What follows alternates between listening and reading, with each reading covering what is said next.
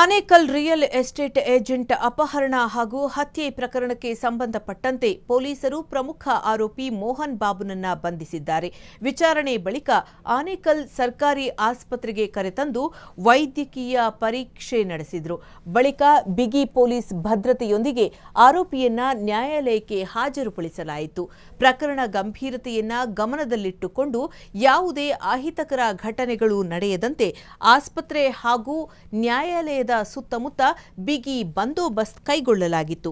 ಇದೇ ವೇಳೆ ಹತ್ಯೆಗೀಡಾದ real estate agent Gopal alias Gopi ಮೃತದೇಹವನ್ನು ಕುಟುಂಬಸ್ಥರು ಹೊನ್ನಕಳಸಾಪುರ ಗ್ರಾಮಕ್ಕೆ ತೆಗೆದುಕೊಂಡು ಹೋದರು.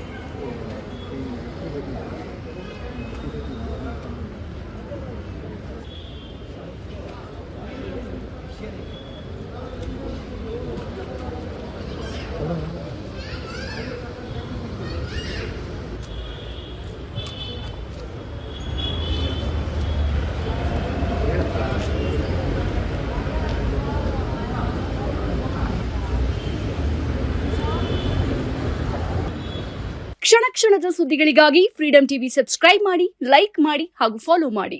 ಹೊಸ ಸುದ್ದಿಗಳ ನೋಟಿಫಿಕೇಶನ್ಗಾಗಿ ಬೆಲ್ ಐಕಾನ್ ಮೇಲೆ ಕ್ಲಿಕ್ ಮಾಡಿ.